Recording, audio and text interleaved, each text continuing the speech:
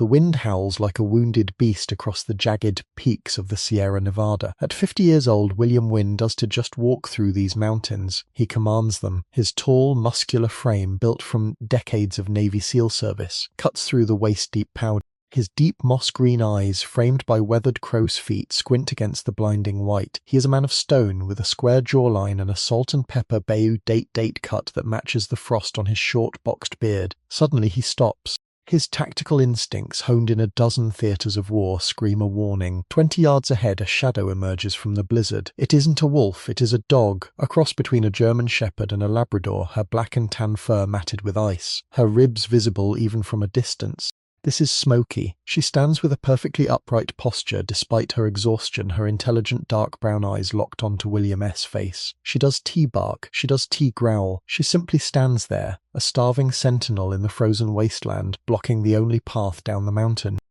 William reaches for his gear, his rugged, sun-kissed skin tightening over his prominent nose. He has seen a lot of things in the wild, but never a look of such human-like desperation in an animal's eye.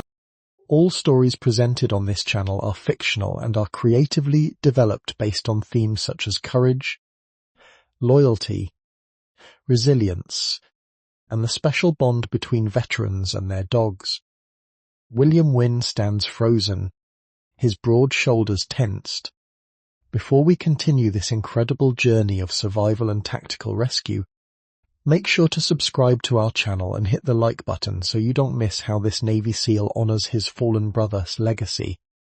William looks at Smokey, noting her erect pointed ears and her long, strong muzzle. She weighs barely balmy kilogram now, but she carries herself with the dignity of a canine veteran. Smokey takes a step toward him, then stops and looks back toward a treacherous ravine. She whimpers, a low guttural sound that vibrates in William's chest. He recognizes that sound. It's the sound of a soldier who refuses to leave anyone behind. "What is it, girl?" William mutters, his voice gravelly and deep, his forehead wrinkles deepening as he focuses.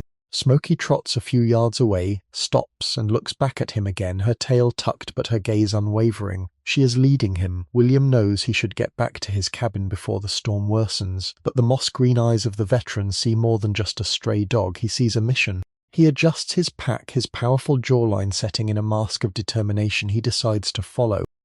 The trek is grueling. Every step Smokey takes seems to be powered by pure will. William watches her closely, his military mind analyzing her movements. She is disciplined, moving with a tactical awareness that most domestic dogs lack. As they descend deeper into a hidden valley, the wind picks up, threatening to erase their tracks. William's moss-green eyes never leave the black and tan figure ahead of him. He notices something caught on her makeshift collar, a piece of frayed paracord. His heart skips a beat. That specific weave is something only a few elite units use. As they push through a dense thicket of frozen pines, Smokey suddenly stops and begins to dig frantically at the base of a hollowed-out fallen redwood. The snow is flying, and the dog's whimpers have turned into frantic whines. William drops to his knees, his rugged, sun-kissed hands helping her clear the icy debris. The scent hits him then, the smell of wet fur and the faint, sweet milkiness of puppies. Beneath the roots, sheltered from the killing frost but shivering uncontrollably, are 4 tiny bundles of fur. Smokey immediately curls her thin body around them, trying to offer the last of her body heat, her dark brown eyes looking up at William with a plea that would melt the coldest heart. William reaches into his tactical vest, pulling out a thermal emergency blanket. He wraps it around the mother and her pups, his movements precise and gentle despite his massive muscular build. As he adjusts the blanket, his fingers brush against the paracord on Smokey's neck. He pulls a small, grime-covered metal tag from beneath her fur. He wipes the ice away with his thumb and his breath hitches in his throat. Engraved on the tag is a serial number and a name, property of Chief Petty Officer Miller. K9 Unit, Miller. William's vision blurs for a second. Miller was his protege, a young SEAL who had perished in a mountain rescue operation 18 months ago. Smokey hadn't just been a stray, she was the K9 partner of his best friend, thought to have been lost in the same accident that took Miller-S. "You Miller-S girl," William whispers, his square jaw trembling slightly. He looks at Smokey, this intelligent, resilient creature who had survived a year and a half in the wilderness, only to end up starving while protecting the next generation. But how did she go et? This area was miles from the crash site. His moss-green eyes harden. He notices something else on Smokey's leg, a circular scar, the unmistakable mark of a professional restraint. This was just survival. This was an escape. William's protective instincts shift into high gear. He is just a hiker anymore. He is a Navy SEAL on a recovery mission. He checks the perimeter of the hollowed tree, his salt and pepper hair dusted with snow. He finds more tracks, not from animals but from heavy boots and snowmobile treads about 50 yards away. They are fresh. It becomes clear that Smokey was just hiding from the elements. She was hiding from someone. He looks at the puppies. They are weak, their black and tan coats dull from malnutrition. William knows he can carry them all back up the mountain in this storm without help. He opens his satellite communicator, his deep forehead wrinkles etched with a plan.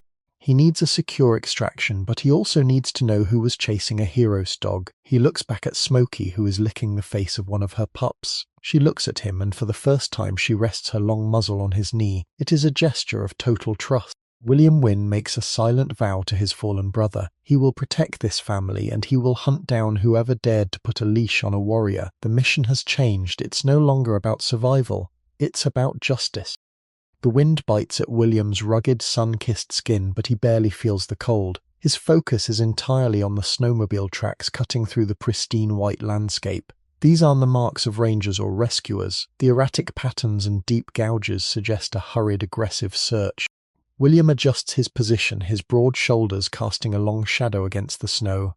He looks back at the hollowed tree where Smokey is guarding her pups. Her erect, pointed ears twitch, sensing the same danger he does. William realizes that Smokey didn't just wander off 18 months ago. She was likely intercepted by a black market dog fighting ring or a high-end illegal breeding operation that targets high-intelligence K9 breeds. His moss-green eyes turn cold as flint. He knows this terrain better than any poacher. Using his tactical knowledge, he begins to obscure the path leading to the puppies, using pine boughs to sweep away the evidence of their presence. He moves with the grace of a predator, his salt and pepper hair catching the silver light of the fading sun. He isn't just a man in the woods anymore, he is a shadow, and he is about to turn the tables on whoever is hunting his friend S-Dog. Inside the makeshift shelter, Smokey watches William with an intensity that only an elite K9 can possess. Her intelligent dark brown eyes follow his every move, recognizing the familiar efficiency of a soldier. William returns to her side and opens a pack of high-calorie protein rations. He doesn't just toss the food, he breaks it into small pieces, feeding Smokey slowly so her starved body can handle the nutrients. He notices how she waits, making sure her puppies are warm before she even takes a bite. Her perfectly upright posture, even in this cramped space, is a testament to her training and her spirit. "You rear good girls, Smokey," William whispers, his deep forehead wrinkles softening for a brief moment. He carefully checks the puppies. Their black and tan fur is starting to dry, revealing the healthy sheen of their German Shepherd heritage. They are strong, just like their mother, but they are also a liability. Their high-pitched yaps could give away their position. As if understanding the gravity of the situation, Smokey nuzzles each pup, her long, strong muzzle gently nudging them into silence. It is a miracle of communication, a silent pact between a veteran and a warrior dog. William decides it's time to gather intel. He leaves Smokey there kept a thermal beacon, a device that will alert him if anything larger than a rabbit approaches the tree. He scales a nearby ridge, his muscular build making short work of the icy incline. From his vantage point, his moss-green eyes spot something that does belong in this wilderness. A series of low-slung, camouflaged buildings tucked into a natural depression in the mountain. There are no signs of a legitimate ranch. Instead, he sees heavy-duty transport crates and high-frequency antennas. His square jaw sets firmly. This is a sophisticated operation. He pulls out a pair of high-powered binoculars, his crow's feet deepening as he focuses. He sees men moving between the buildings, carrying heavy nets and tranquilizer rifles. They aren't looking for meat, they are looking for high-value assets. Smokey, with her hybrid Labrador German Shepherd intelligence and military background, was their pride. They didn't just want a dog, they wanted a blueprint for a superior breed. William feels a surge of righteous fury, but he keeps his breathing steady. A seal never strikes until the moment is perfect. As William watches the compound, memories of Miller flood back. He remembers the young officer's pride when Smokey graduated from her K9 training. He remembers Miller saying, "She's not just a dog, Will. She's the heart of the team." Now that heart was beating in a frozen tree because of the greed of men. William S. moss-green eyes reflect a mixture of grief and resolve. He realizes that the paracord on Smokey's neck wasn't just a remnant of her old life. She had used it to snag a key or a tool to facilitate her escape from that compound. She had outsmarted professional captors. He looks at his own hands, rugged, scarred and steady. He knows he can call local law enforcement yet. The compound is likely on a dead zone map, and by the time they arrived, the perpetrators would vanish into the mountain passes. This requires a surgical strike, a silent infiltration to disable their transport and ensure they can never hurt another animal. He begins to sketch a map in the snow, his salt and pepper beard catching the falling flakes. The plan is forming. He will be the miracle Smokey prayed for. William descends back to the hollowed tree, his square-jawed face a mask of tactical focus. He knows the next 24 hours will determine whether Smokey and her puppies ever see a warm home again. Before the sun sets and the real work begins, we want to thank you for following this journey of courage and loyalty. If you believe that every dog deserves a hero, please hit the like button and subscribe to our channel to see William Wynn take his stand against the shadows. He reaches the shelter and finds Smokey standing guard at the entrance. Her balmy kilo gam frame looks imposing against the white snow. Her intelligent dark brown eyes scanning the tree line, she knows he's back. William places a hand on her head, his rugged skin a stark contrast to her soft fur. "We re-getting you out of here, girl," he vows, his voice a low rumble. "And we re-making sure they never come for you again." He begins to pack his gear, preparing to move the family to a more secure secondary location before he heads toward the compound. The blizzard is returning, providing the perfect cover for a man with a salt and pep buzz cut and a soul forged in the fires of service. The miracle has started, but the battle is just beginning. The storm is a double-edged sword. It hides William S. movements, but it threatens the lives of the 4 puppies. William Wynn, at 50 years old, knows that mobility is survival. He takes his heavy-duty tactical rucksack and lines it with the thermal blanket and his own fleece mid-leg. With his rugged, sun-kissed hands, he gently places the 4 black and tanned puppies inside. They are small enough to fit snugly together, their warmth creating a microclimate inside the pack. Smokey watches every move, her erect, pointed ears twitching at the slightest sound of the wind. She trusts this man with the moss-green eyes. A trust earned through the unspoken bond of the military. William hoists the pack onto his broad shoulders, the weight of the new generation resting against his muscular back. He leads Smokey to a secondary spider hole he knows, a dry, hidden limestone cave about half a mile from the compound. It's well hidden and defensible. As Smokey enters the cave and the puppies are settled, William looks at Morph, her intelligent dark brown eyes. "Stay here," he commands softly. Smokey sits, her upright posture as disciplined as a soldier on guard. She knows the mission has entered its most dangerous phase. William moves through the blinding whiteout like a ghost. His salt and pepper buzz cut is covered by a tactical hood, and his moss-green eyes are shielded by high-contrast goggles. He approaches the perimeter of the camouflaged compound. There are no guards on the exterior. The criminals rely on the brutal weather to keep people away. They are arrogant, a mistake William has seen many times in his 50 years. He reaches the first building, his square jaw set in a hard line. Instead of a weapon, he carries a multi-tool and a specialized electronic jammer. His goal is to dismantle their operation from the inside out without firing a single shot. He finds the main power junction box. With the precision of a man who has spent decades in the SEALs, he begins to reroute the circuitry. He isn't just cutting the power, he is locking the electronic gates and disabling their communication uplink. His rugged skin is cold, but his blood is boiling. He sees the logo on a nearby crate, a stylized wolf head. This is the mark of a notorious illegal animal trafficking syndicate. They didn't just steal Smokey, they stole a hero's legacy.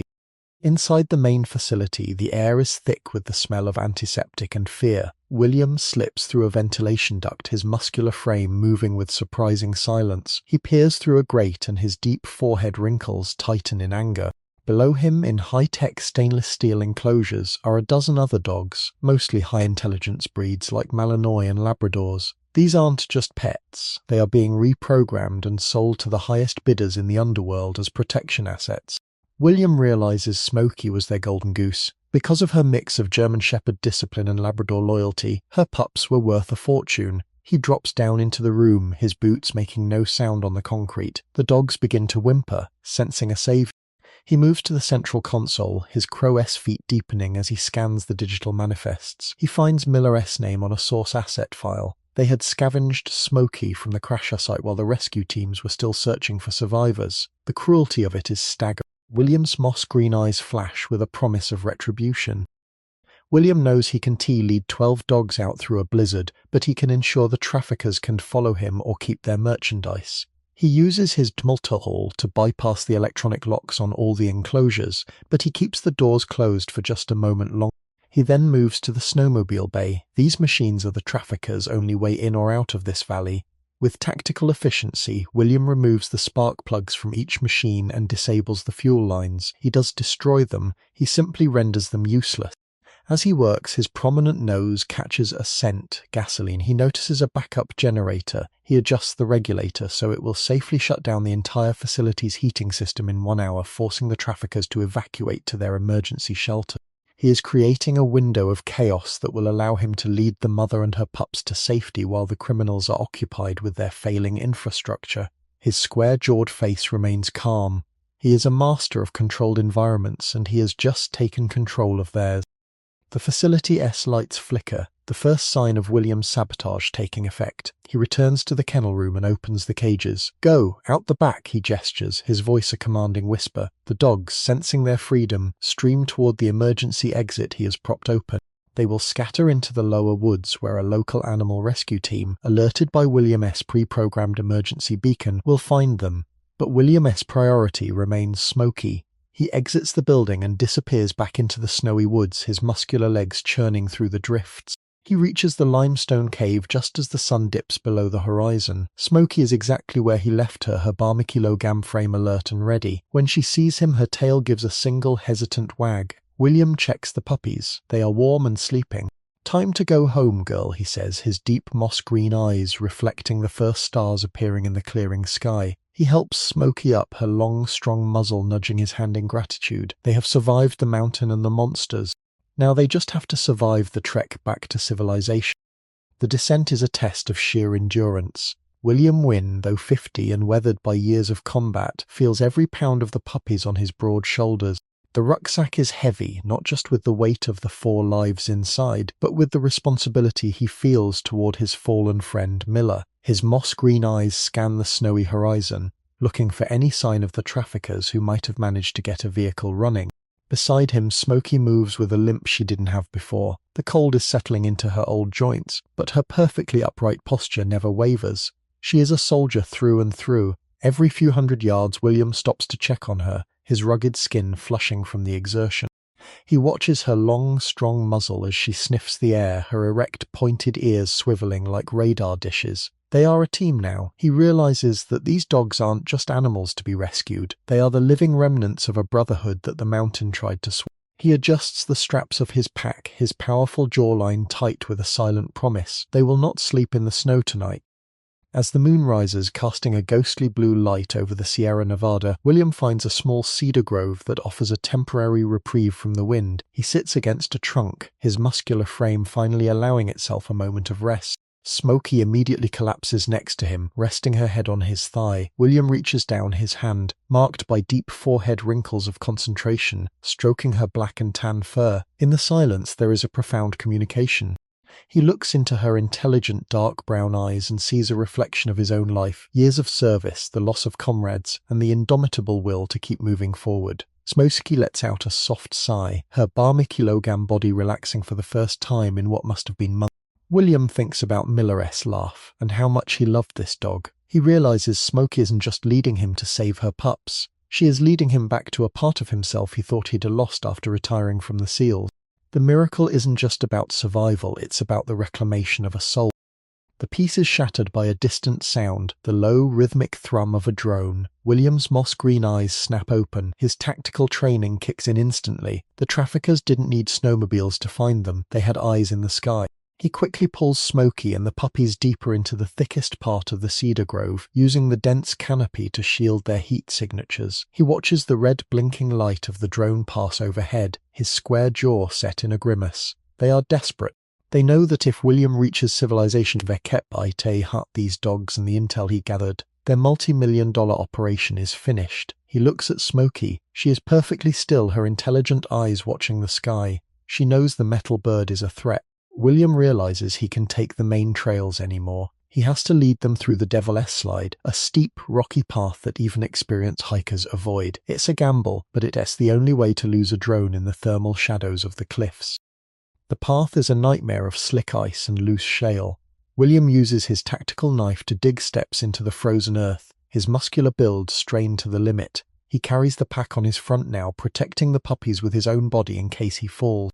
Smokey follows behind, her black and tan fur blending into the shadows. She struggles on a particularly steep ledge, her paws slipping on the glass like ice. Without hesitation, William reaches back, his rugged, sun-kissed hand grabbing her harness and hauling her kilogram frame upward with a burst of seal strength. His prominent nose is numb from the cold, and the salt and pepper hair on his temples is matted hat sweat despite the sub-zero temperatures. "Almost there, Smokey," he grunts, his deep forehead wrinkles etched with pain. They reach a narrow plateau, hidden from the sky by an overhanging rock face. They are exhausted, but they have done it. They have moved into a blind spot where no drone can follow. William looks back at the trail they climbed. It was a feat of impossible grit fueled by a bond that transcends species. As they emerge from the other side of the ridge, the distant lights of a mountain ranger station flicker like fallen stars at the base of the valley. It's still miles away, but it's a target. Before we see if William and Smokey can make it through the final stretch of this harrowing escape, we want to remind you that your support keeps these stories of heroism alive. Please subscribe to our channel and like this video if you believe that no dog should ever be left behind. William Wynne stands on the precipice, his tall, muscular frame silhouetted against the dawn. His moss-green eyes are bloodshot but triumphant. Smokey stands beside him, her long, strong muzzle pointing toward the lights. She lets out a single sharp bark, not of fear but of announcement. The puppies in the rucksack begin to stir, their tiny black and tan faces peeking out from the thermal blanket. They have survived the worst the mountain and man could throw at them. But William knows the mission is over once they reach the station. The traffickers are still out there, and he has the evidence to dismantle them. This Navy SEAL is about to trade his hiking boots for his tactical gear one last time. The puppies are safe, but the war for justice has begun. The ranger station is a small, sturdy cabin of hewn logs, sitting like a lonely island in a sea of white. As William Wynne approaches, his tall, muscular frame casts a long, weary shadow. His moss-green eyes, etched with deep crow's feet from years of squinting at horizons, scan the perimeter.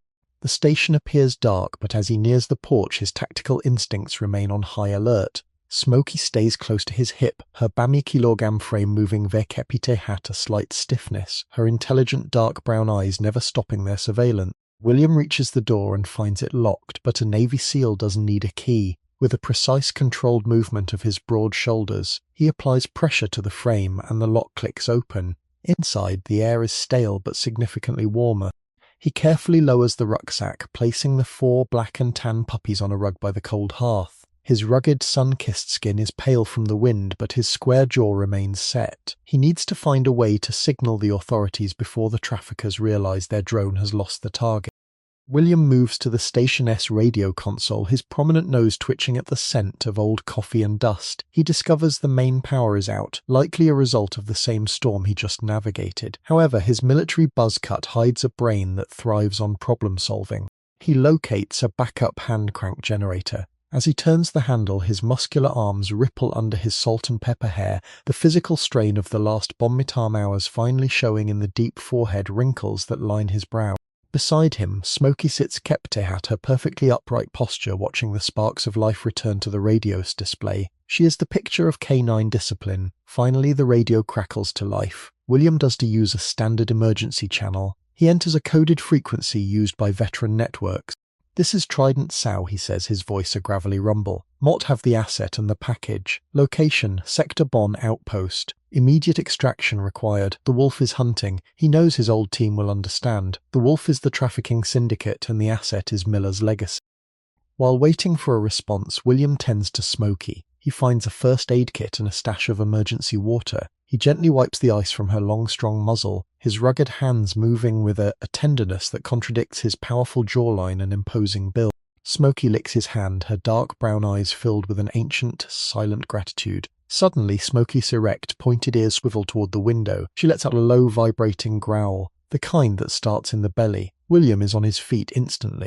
Outside, through the frosted glass, he sees the sweep of high-powered flashlights. The traffickers have followed the drone's last known coordinates and found the cabin. They aren't using snowmobiles anymore, they are on foot, moving with professional spacing.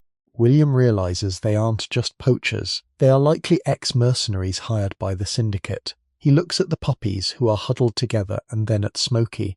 He has no intention of starting a firefight with a mother dog and her young in the room. He needs to use the environment as his weapon. William Wynne knows that a SEAL's greatest weapon isn't a gun, it's the mind. He quickly gathers several canisters of pressurized bear spray and a set of heavy-duty flares from the Station S supplies. He moves to the back exit, his salt and pepper hair blending into the shadows of the cabin. Using his tactical knowledge, he rigs a simple but effective deterrent at the front door. He is looking for blood, yes, looking for a distraction. As the intruders reach the porch, William uses a heavy equipment winch to tip a stack of frozen timber, creating a thunderous crash that echoes through the valley. The traffickers pay back, distracted by the noise. In that split second, William deploys the bear spray into the wind, creating a dense, stinging fog that blankets the porch. He is there to fight them. He's there to make the cabin a place they cannot enter. He retreats back inside, bolting the heavy reinforced shutters. His moss-green eyes are cold. "Just a little longer, girl," he whispers to Smokey. He is playing for time, and time is a Navy SEAL-esque specialty. The men outside are coughing and shouting, their flashlights darting wildly through the fog of the bear spray. They try the door, but William has reinforced it with a heavy steel crowbar. He stands in the center of the room, his muscular frame poised, his square-jawed face a mask of iron. Smokey stands at his side, her teeth bared in a silent snarl, her black and tan fur bristling. She is ready to defend her pups to the end. Then, through the whistling wind, comes a new sound. The rhythmic heavy thwack-thwack-thwack of a twin-engine Black Hawk helicopter. The floorboards of the cabin begin to vibrate. William S. moss-green eyes light up with a grim satisfaction. His team has arrived. The searchlights from the chopper bathe the cabin in blinding white light, and a voice booms over a loudspeaker, commanding the traffickers to drop their gear. The miracle has reached its crescendo. William Wynne watches through a slit in the shutters as the traffickers are apprehended without a single shot being fired. The mission is secure. He turns to Smokey, whose upright posture finally softens. She knows they are safe. The heavy door of the cabin is pushed open, not by a trafficker but by a man in tactical gear bearing the familiar trident insignia. Behind him, the roar of the helicopter blades creates a whirlwind of snow. William Wynne stands tall, his muscular frame finally relaxing as he recognizes his former teammates. His moss-green eyes, though tired, shine with a fierce pride. The extraction team does to find a broken man. They find a commander who has held the line. "Good to see you, Trident Sal," the lead operator shouts over the wind. William nods, his square-jawed face illuminated by the chopper's spotlights. He points to the corner where Smokey stands. Even with the chaos of the rotors and the shouting men, she remains composed, her perfectly upright posture a sign of her elite breeding. She does to bark at the newcomers. She senses the same tribe in them that she sees in William. The soldiers pause, seeing the Bama-Keylogam black and tan dog guarding her 4 puppies. They know the story of Miller S. Lost K9, and the realization that they are looking at a living miracle humbles even the toughest men in the room. The transition from the frozen wilderness to the warm interior of a military transport is jarring. William Wynne sits on the bench of the Black Hawk, his broad shoulders leaning against the. In his lap is a specialized crate containing the 4 black and tan puppies, now sleeping soundly after their first full meal in days. Smokey sits at his feet, her long, strong muzzle resting on his boot. Her intelligent dark brown eyes are finally beginning to lose the hyper-vigilant glint of a hunted animal. A medic approaches to check William's rugged, sun-kissed skin for frostbite, but William waves him towards Smokey first. "Check her," he commands, his voice deep and gravelly. The medic performs a quick scan and finds a microchip, confirming what William already knew. She is indeed the dog of Chief Petty Officer Miller. The weight of the confirmation hits William in the chest. He reaches down, his hand lined with deep forehead wrinkles of relief, stroking her erect pointed ears. They aren't just survivors anymore, they are home.